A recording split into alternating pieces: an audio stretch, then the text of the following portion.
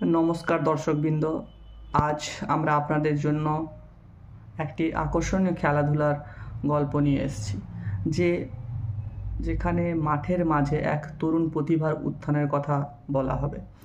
আজকের গল্পের নায়ক হলেন ভারতীয় ক্রিকেট দলের উদীয়মান তারকা ঋতুরাজ গায়কোয়াড়, যিনি ইরানিয়ান কাপে 2025-এ তার দক্ষতা প্রদর্শন করেছেন।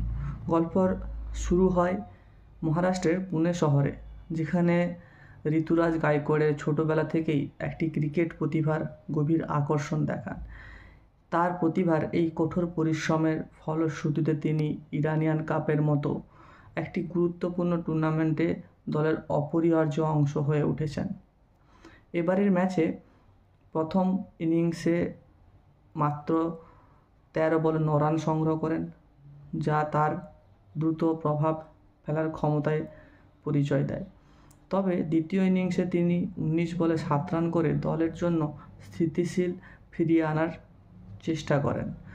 ঋতুরাজের এই পারফরমেন্স তার ধৈর্য এবং উদ্দাম আক্রমণতা স্টাইলের মিশ্রণে একটি উৎকৃষ্ট নমুনা। মাঠে তার নির্ভীক ব্যাটিং ও দ্রুত পায়ে চলার মাধ্যমে দর্শকের মন জয় করেছে। তবে তিনি বলেছেন, আমি প্রতিটি ম্যাচে দলের জন্য সর্বোত্তম প্রদর্শন দেওয়ার চেষ্টা করি এবং এই টুর্নামেন্টে আমার জন্য একটি নতুন শুরু। এই তরুণ ক্রিকেটারের গল্প এখানেই শেষ নয়, তার ভবিষ্যৎ ভারতীয় দলের জন্য আশার আলো হিসেবে দেখা হচ্ছে। ঋতুরাজ গায়কোয়াড়ের এই অসাধারণ যাত্রা ক্রিকেট প্রেমীদের মনে দীর্ঘস্থায়ী ছাপ ফেলবে। আগামী দিনের উজ্জ্বল পারফরমেন্সের জন্য অপেক্ষা করুন। সবাইকে ধন্যবাদ। পরবর্তী খবরের জন্য আমার সাথে থাকুন।